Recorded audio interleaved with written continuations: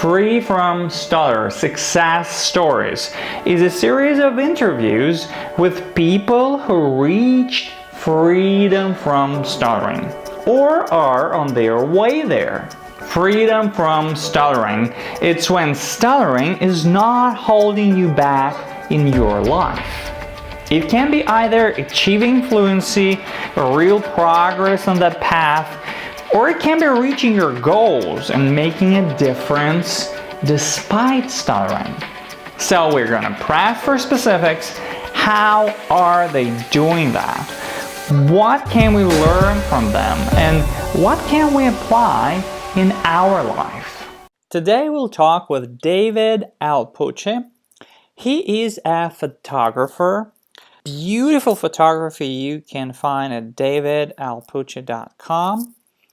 His Dallas chapter leader for National Stuttering Association. That's where we met at the National Stuttering Association conference.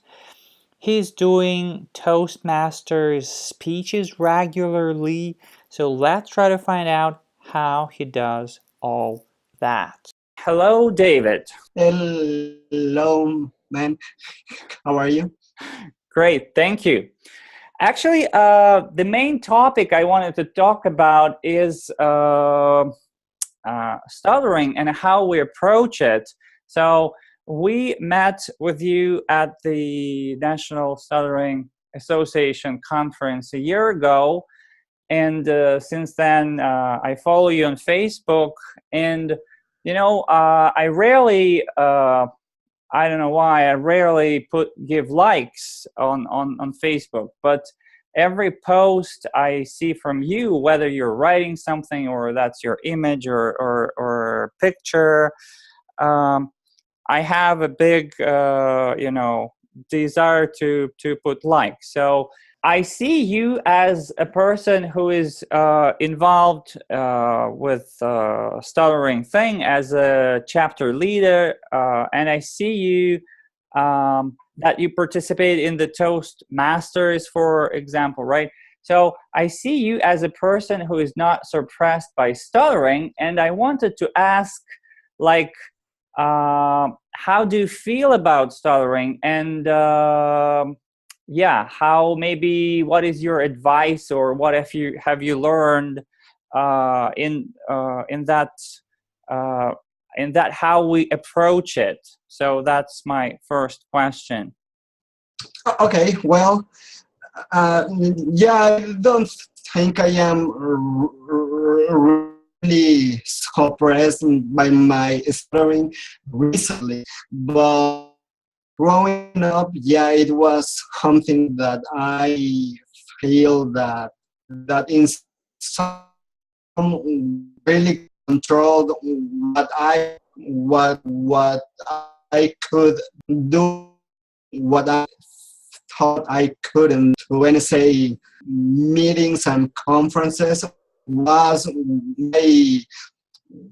when I actually started to change, and essentially it was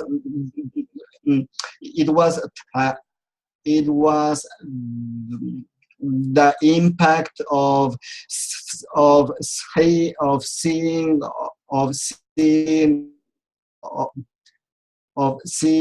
other people who stutter accomplish things. Like I remember that at my first conference I saw and talked to architects, psychologists,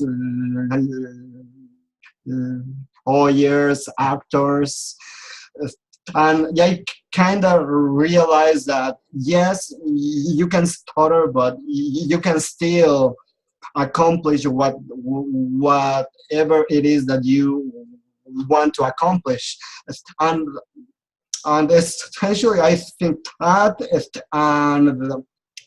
and starting going to speech therapy some time ago was the thing that really that really pushed me to the other side of my stuttering. So it was like at the same time a collection of things that really helped me. In some ways, it changed who I was. Got it. And how you came to the idea of becoming a chapter leader? I mean, because that's probably additional responsibility, additional doing something. So how that came in your mind that you want to do something more? Because again, people who stutter tend to, be, um, avoid new speaking activities. Well, I've been in the NSA for 5 years now, and and just recently became a leader. And I think it is a guy wanted since I joined, but I don't think I was ready until recently. Mm-hmm. Got it. Another question is about you as a photographer. How you came or when it came to you that you want to become a photographer, and do you see any kind of connection with stuttering in this also? How do you feel about it? Yeah, I was a kid. I was always into visual art. Originally, I was just drawing and painting, so I was always into some kind of visual creation, and I think it was because it allowed me to communicate ideas and communicate with other people without having to speak. Mm-hmm. So I feel that in some ways my growth as an artist started as a way to communicate with other people without having to talk. I had a photography class, and with that it was something quick. I was like, oh, I really enjoy taking pictures, and it was a faster way of painting, really. So I just transitioned into a photographer. Yeah, got it. Cool. And coming back to the stuttering journey. So if I ask you about what are the major turning points on your way in that stuttering journey, what would you say? Is it I began to stutter and that's it, or you say that there were more dark periods, as you say, maybe at school, or what were the turning points? Was that coming to the National Stuttering Association, or there were maybe other turning points in that stuttering journey? Yeah, well, I started since I was 4 years old, and I have some recollection of me starting in school and with friends and stuff, but I don't really remember it being a real issue until I was in 7th grade. And in 7th grade, I was switched to a different school. That's how I had to reintroduce myself to people and teachers and friends.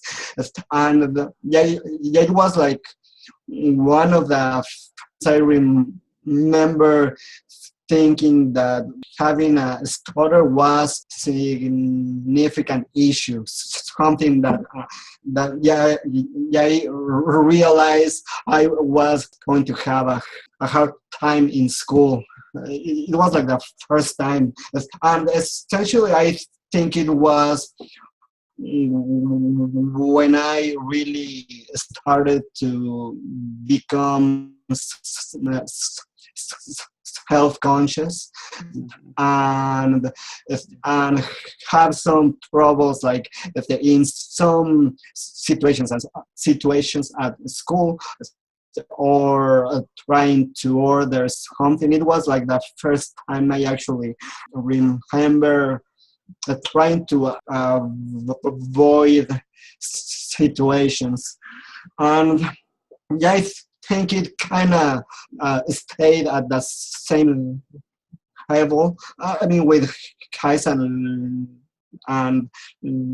house until I was already an adult. Yeah, I felt like the talking was hard, and yeah, the things I was really interested in, and and and instead I used to take like the safest situations, like situations where I didn't really have to talk. That was my life essentially until I was like 26, 27 years old, where when I started actually getting speech therapy for the first time, and it was like the first time I had like some interaction with someone who stuttered as well. It was like the first time I was in the same room with someone with a stutter, and that was like a really really interesting experience. Yeah, so that's a very important issue you're saying. So yeah, it's very important you say that to really see other people who stutter and to communicate and have a possibility to communicate. So can you tell just a couple words? How do the chapters work? Is it just people who stutter gather together and they like have an opportunity to communicate? What is the major like thing for the chapters? What do you think? Yeah, the National Stuttering Association has like 160 chapters, and they are essentially a support group. You get to share and listen to other people's experiences, and you get to share tips or stories about how to deal with specific situations at school or at work or in relationships, or sometimes you just want to go to talk to other to other people that go through the same things as you. Got it. So I understand it's a very different thing, but anyway, what you say, it sounds like some of the elements that the speech therapy should do, these support groups and these chapters, they provide some of that thing probably. Okay. And again, coming to Yes. So how do you see the speech therapy and this Mhm. concept of acceptance of stuttering, being open about it? How do you see them? Like, do they contradict or should they complement each other? What is your like view on that? Okay. Some of the things that you learn with a therapist are like like like actual physical techniques that you can use to improve your speech. Like something I learned going to therapy was that I actually had some control. Essentially, before going to therapy, I felt kind of uh, helpless. And going to therapy, he actually taught me how to get some control over how I actually speak. Like she just showed me that just the fact of slowing a little bit and using some breathing technique, and the group helped me with the psychological aspect of stuttering, and they showed me that I wasn't the only one, and at the same time actually what connected me to a really cool and unique group of people. Okay, and have you seen people who came to the chapter and who saw, other people who stutter for the first time, or they haven't before, like communicated to other people who stutter? Yeah, it's one of my favorite things to see. Like when you see someone experience a support uh, group of people who started for the first time, yeah, it's usually a really powerful experience.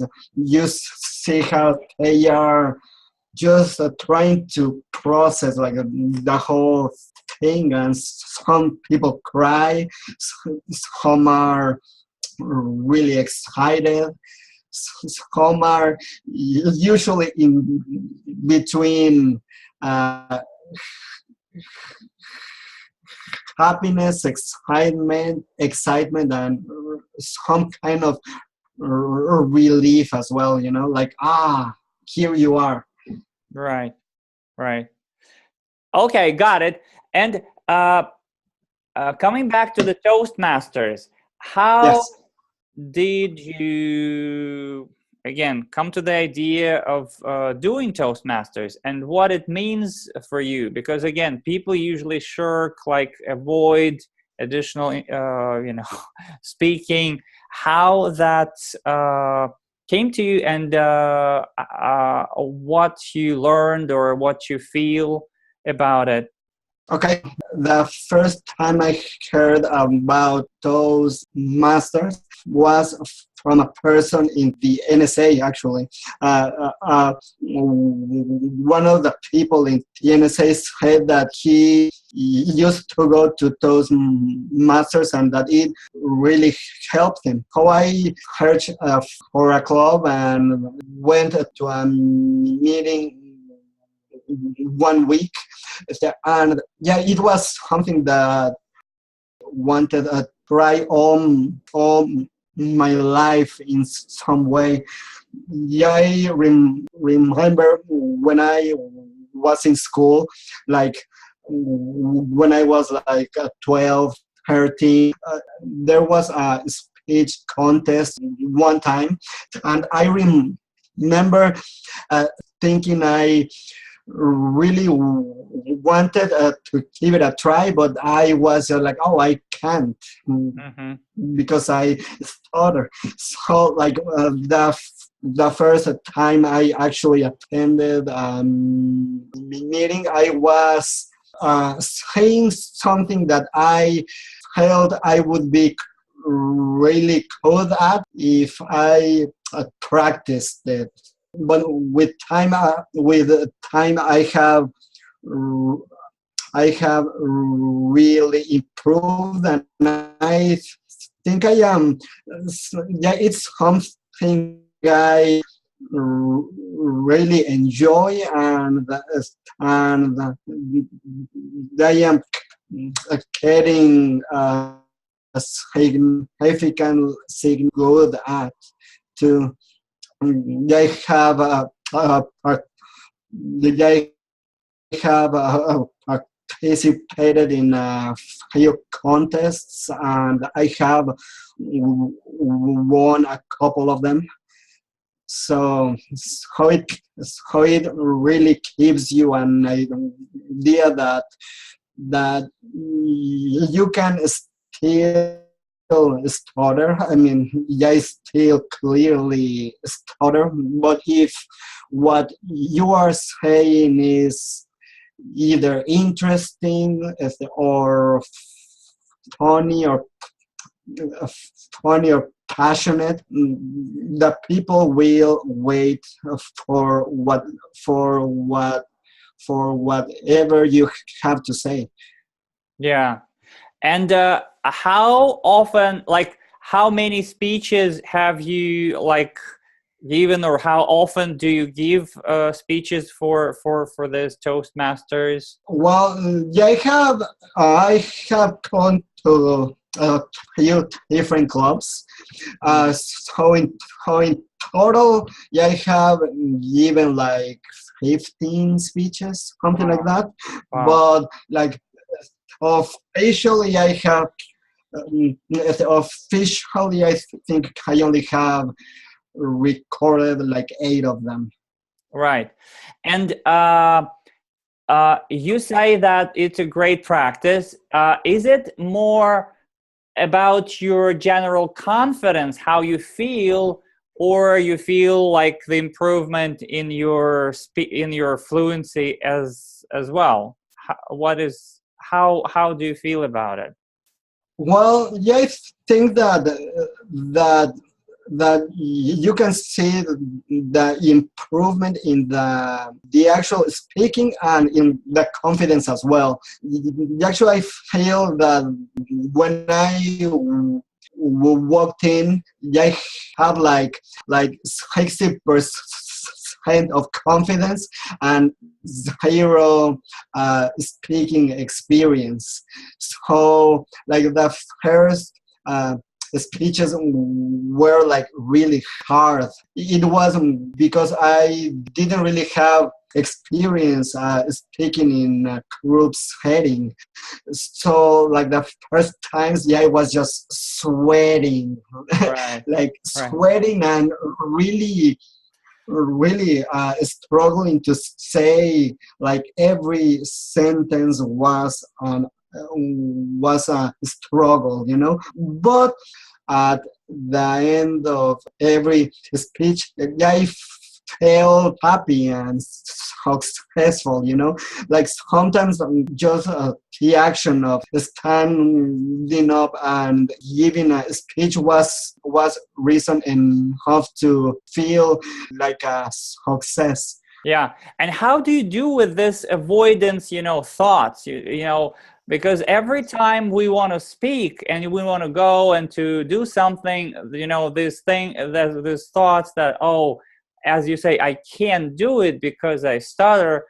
How you deal with those? Because it's really stopping from doing much simpler things than going to Toastmasters. Well, yeah, those are some feelings I had as well. Like, oh, yeah, I cannot talk to someone, or I cannot go to a party, or I cannot apply for a job or school. And that's especially something that you have to challenge on your own. I think that that's something that you have to prove yourself that you can. And if you keep if you keep if you keep telling yourself that, oh, I cannot talk on the phone, well, you are someone that cannot talk on the phone. uh, I think that for the most part, you are who you tell yourself you are.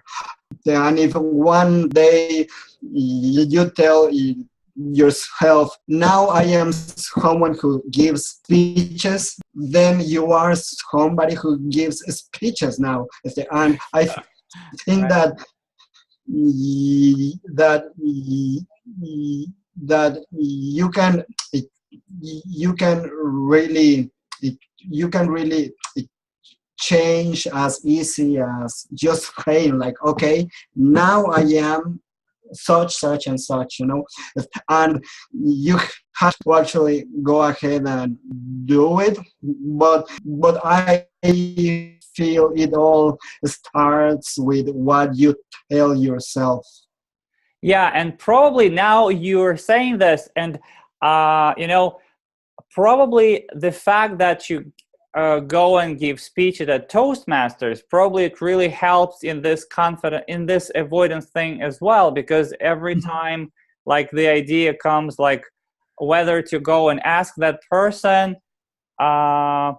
now you're thinking from the perspective that I'm giving speeches, so that creates a kind of a new probably experience, and it creates new perception that probably, why can't I go and ask that person if I give speeches? So yeah, probably that's a great idea. Yeah, anyway.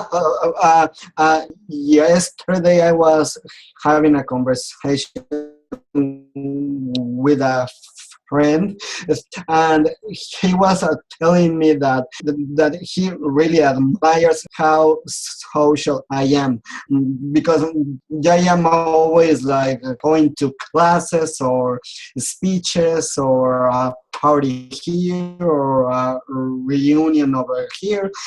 And he told me that he thinks it's really cool. What I told him was that I am really social, but just recently, like for years, I was essentially a quiet guy and a shy guy and a silent guy. But once I actually uh, uh, starting having some confidence and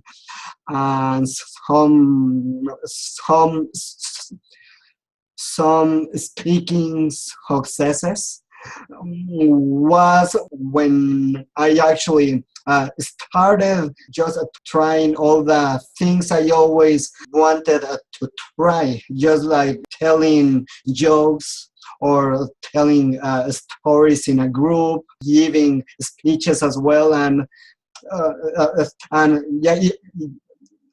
it's just like one step at a time, one conversation, one joke here, one speech over there, one interaction over here in the store. That's how you change how you view your stuttering. Got it. And when people come to the chapter and share with you their thoughts about, like a student, or a person who is just starting out in life, and they think of that, of choosing their path and, the job, the work, and if they share with you their fears of, oh, I cannot pursue my dream, I cannot do that because of stuttering, what do you usually say to that? Well, I mean, I have to say I am not the only one talking there, but we have like a group Oh, of okay. people, and thing that thing with the thing with stuttering and the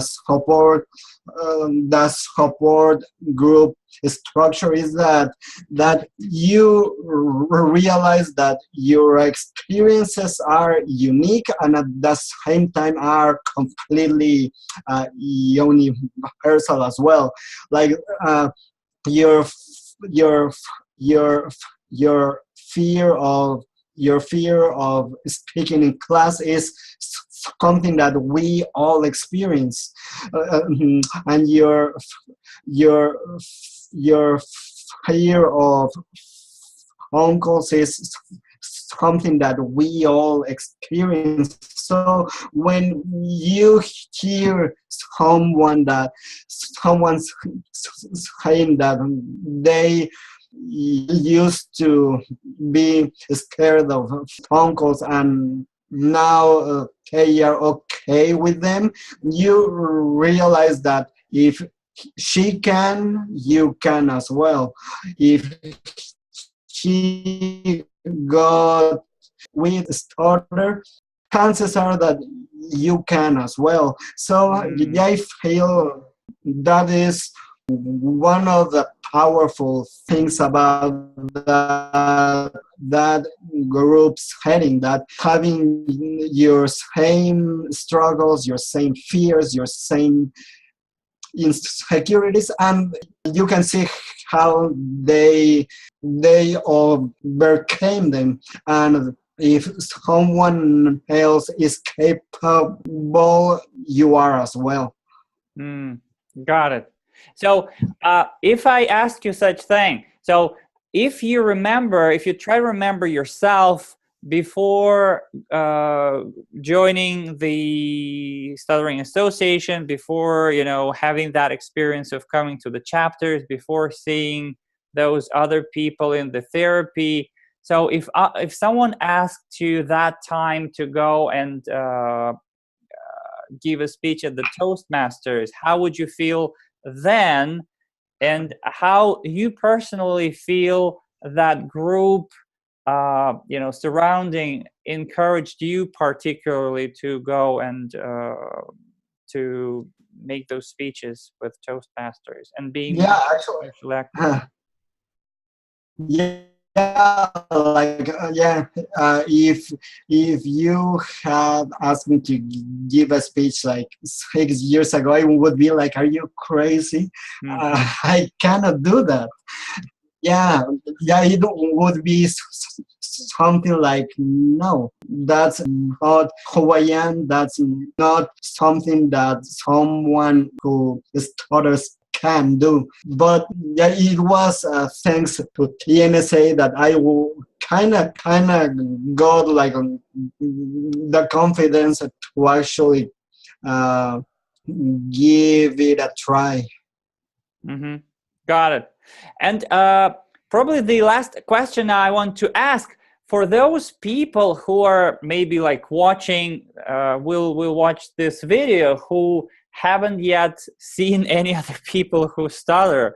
So what would you say to them? Like how can they begin that journey of getting out of their comfort bubble of sitting and watching the screen, to really getting more social and start living their life? What would you say? Well, one of the things things exercise, write down what am I missing because of my stuttering, and just write down what you think you are missing. And it can be relationships, it can be job opportunities, it can be friendships, it can be yeah, it can be like many things. And once you realize what you are missing out, yeah, it's when you really realize that you kind of have to change. Like I told you, it starts with one thing, one day, and it can start with saying hello to someone on the street, just like hello, doing things that you wouldn't ordinarily do.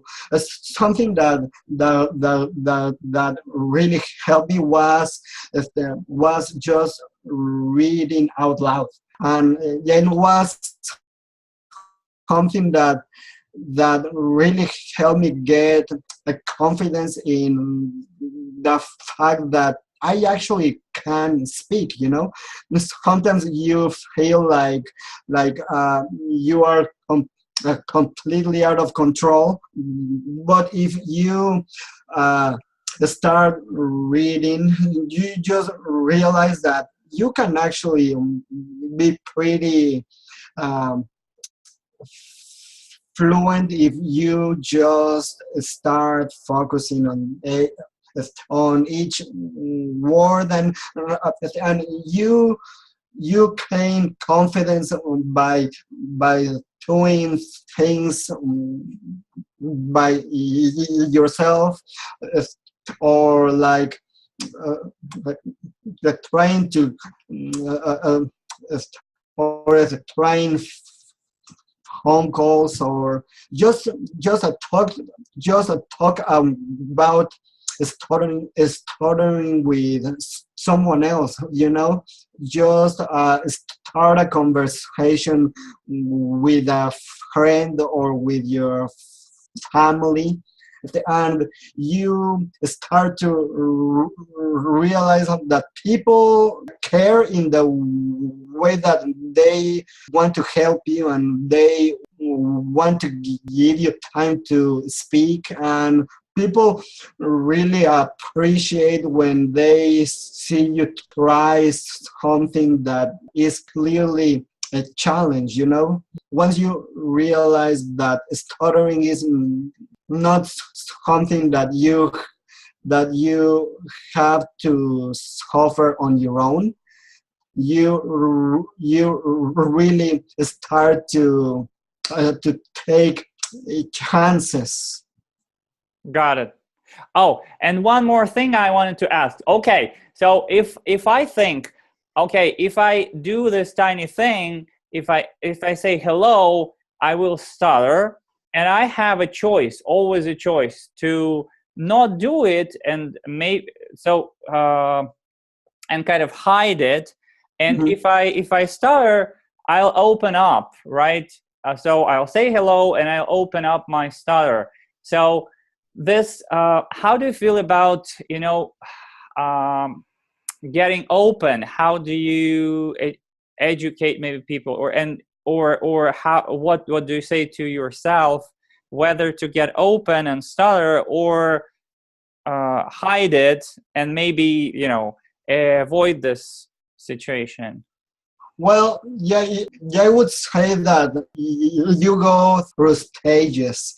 Like the first stage would be just to tell yourself that you can go and talk to a stranger, and chances are it will go well. That's something that we as people who stutter, we usually have really irrational fears about what can happen if we speak. Like, Right. we think we will get ridiculed, or you're gonna get slapped, or something that usually doesn't happen. What's the worst thing that could happen if I speak to a stranger? Chances are the worst thing is not really critical. It's just like the worst thing that could happen is that they laugh at you, and that rarely happens too. And to also realize that chances are you all don't speak as as horrible as you think you speak. people usually just they say you're stutter, but they still wait on what you have to say. Got it. Got it. Okay, thank you so much for this interview. Yeah, thank you for sharing this. You're doing a great job. It was great to see you. And sorry, I didn't have a chance to come to Dallas this year, but next year for sure we'll see you on at the conference as well. Good, man. Yeah, yes. See you in Chicago, man. Yeah, yeah. Let's keep it. Stay in touch. Yeah. Thank Yes, you so man. much. Thank you. Yeah. If you got free from stuttering or improved your speaking, or just have something to share, let me know. Tell us about your experience. Become part of this project. So, do you think it's possible to overcome stuttering? Is it worth trying? Leave a comment. For more videos, subscribe to this YouTube channel, head over to freefromstutter.com blog, join Free From Stutter Facebook group, and I'll see you in the next video.